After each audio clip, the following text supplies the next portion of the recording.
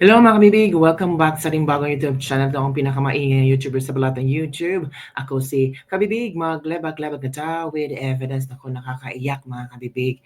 Itong nangyari ng sabi nila nakakaiyak, nakakaantig, grabe yung emosyon dito sa 21st birthday ni Kitty Duterte sa labas ng ICC detention cell mga kabibig. Doon sila nag-celebrate. At least kasama ni Kitty Duterte ang kanyang ama, ang kanyang ina, pero ang kanyang ama ay nakakulong sa ICC. Tapos yung mga kapwa Pilipino na nagbigay ng bulaklak, kumain sila ng sabay.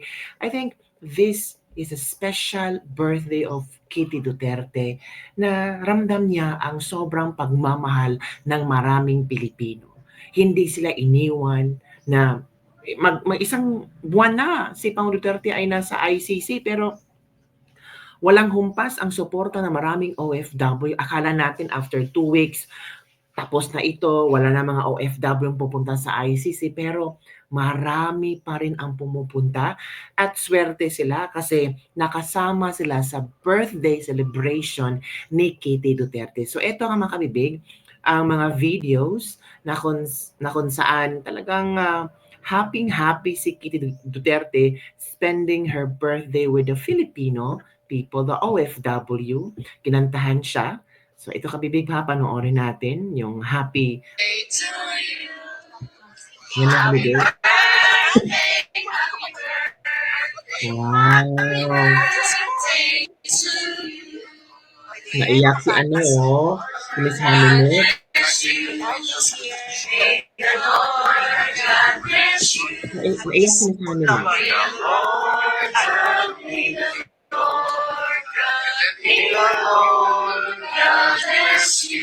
Sabay, happy birthday! Happy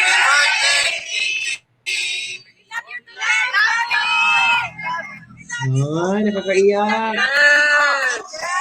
Ay, iyak ka siya.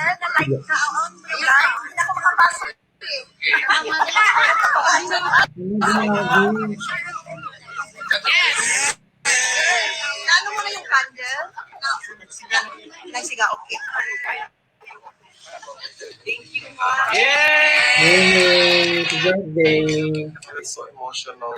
Emotional talaga. So, emotional. Something special. Birthday.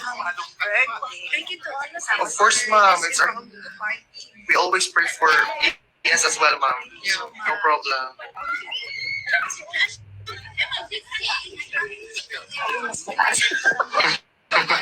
Nakaiyak. Galing. Birthday.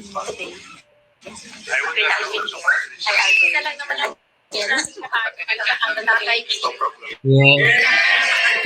Wish lang taong bayan! Bring it home! Saan ka, girl? Yung later pa yung Ay, hilak ba si ate? Ito asa ko. Dami Hilak umiyak sa ate mga sa tubangan. kabibig. Iyak. Nagdalo yung luha ko. very Very emotional siya. kasi It's very emotional. The situation is very, I find it happy but sad at the same time. Correct, correct. I don't know how to feel. it's very something Just to be special. strong, I think. Hanilet dyan, no? Men siya, tagi pa si ma'am.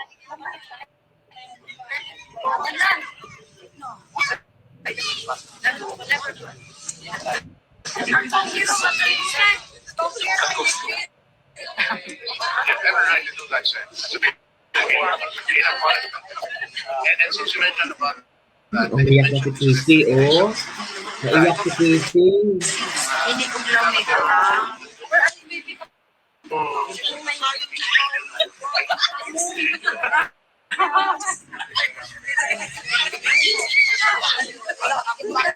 Nakaiyak.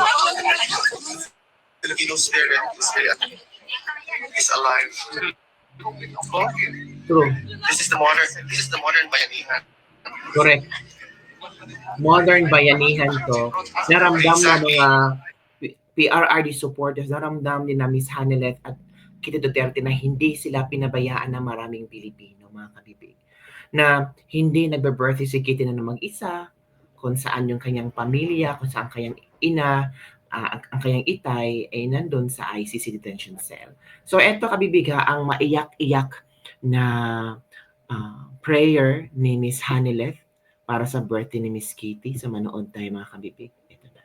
Thank you, Lord God. We thank you, Lord Jesus Christ, for this time that you have given us to celebrate, Lord, the birthday of my daughter. Yes. Lord, thank you for the lives of everyone here.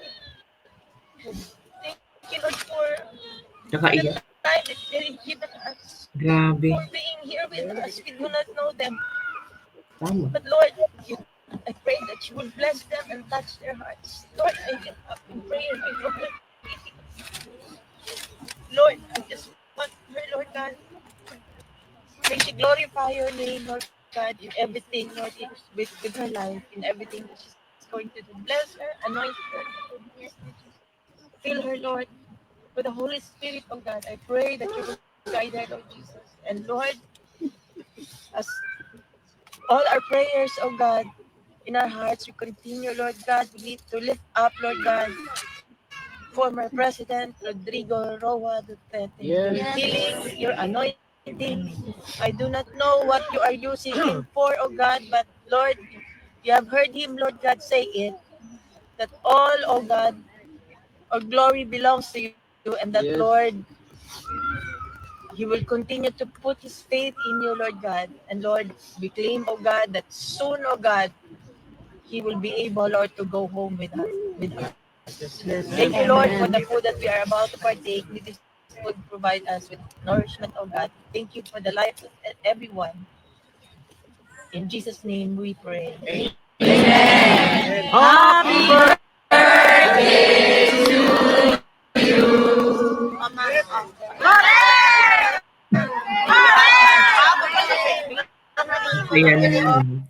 Yan ang emotional birthday ni Kitty Duterte na they celebrate dyan sa ICC. Tama yung sinabi ng isang Filipino na this is the modern bayanihan na kung saan ramdam ng mga pamilyang Duterte na hindi sila nag-iisa. Na ang mga supporters ay nandyan pa rin, hindi sila iniwan, kahit lahat ng tao sa mundo ay galit sa kanila, ang gobyerno natin parang walang pakialam na kay Pangulong Duterte. May mga OFW at tayo, mga kabibig, nandyan pa rin para sa pamilyang Duterte. So ito ang mensahe ni Kitty Duterte sa kanyang birthday at sa mga taong hindi pa rin sila iniwan. Makinig tayo, mga kabibig.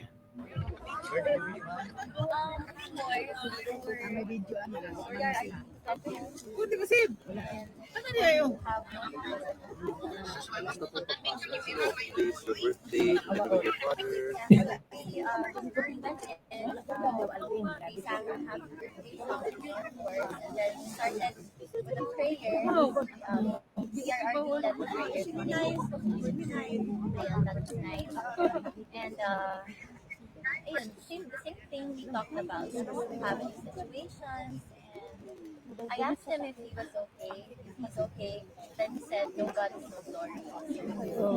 No God, no God. This is something different. This is a different birthday of yours. Paano kung isipin ninyo na you are here, celebrating your birthday, but your father is inside the detention center? It's quite the adjustment, of course. It's a whole new situation that I've never experienced before, not just for me, but for my whole family. So, not quite overwhelming, but to be able to celebrate my birthday with my family, very grateful. Mom, how do you feel you're 21? Of course, more freedom. Ayun nga yun. Like my mom said, pwede nang mag-asawa. Pagod siya sa akin. Inside, nagsumbong yung mom ko. Kasi at home, kami yung, syempre, babae, sigawan, bickering, bantering, also quarreling, kami talaga. So, at home, ever since I was a little girl, PRRD was always the mediator. Ano problema nito? Tama na. Walang magsigawan, gano'n. Na nagsumbong yung mom ko inside. Sabi niya, the house is chaotic nowadays. There's always shouting because you're not there to calm the girls down, us. turn to us. And he said na, don't be sexy, walang problema, don't make problem na, and then it's better to just, not say anything. So, syempre, ako na naman yung kinampihan ng dad. As always, sabi ko nga, your father is really brave. Pero ikaw, you're also parang nagpapakita ng personality. For now, I think from him. I think when you're raised by a person like that, you get a lot of their qualities. Were you able to dance with your father? Bit lang. Kasi medyo napapagod siya. So, yes, I was able to sing him 2 songs also. I sang Ikaw, favorite song, and Hallelujah. I was very happy. Oy, kinantahan ni Kitty.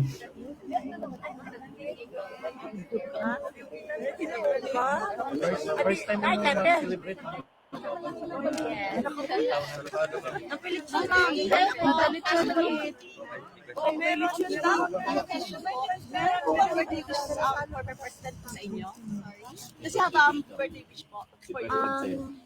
He only wishes me one thing, eternal happiness. That's all. Ikaw, ma'am, sa wish niyo mo? For him to come. All of us. Saya. May message ba yung dada mo? Yes, again, we would like to extend gratitude to everyone here, for everyone who continues to pray for him, and for everyone who supports him. He is looking forward to come home to explain to the Filipino people what has happened. Yun yung message. Kamusta lang yung Kamusta ang pagbisita niyo kay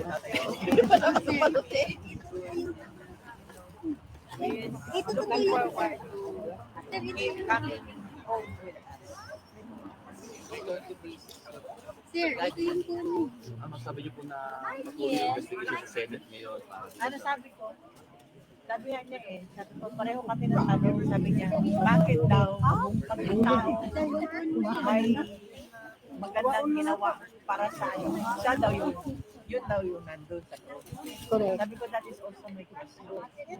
But I believe that maybe, gano'n niya may tanong ka minsan, di ba, sa buhay mo. Minsan, So yun kabibig, yun ang ng pag ni Kitty, kinantahan niya ang kanyang tatay, tapos masaya ang birthday ni Kitty Duterte. Masaya na emotional na ramdam niya na sobrang mahal siya ng maraming Pilipino, mga kabibig. So later, pag-usapan natin itong statement ni Ms. Hanilet tungkol sa mga nagpakulong kay Pangulong Duterte. Iba na ang timpla ni Ms. Hanilet ngayon. Wala nang kinatatakutan, mga kabibig. Opo. Pero alam natin na everything ends well. Sana makauwi na si Tatay Digong sa Pilipinas, mga kabibig, para makasama natin siya.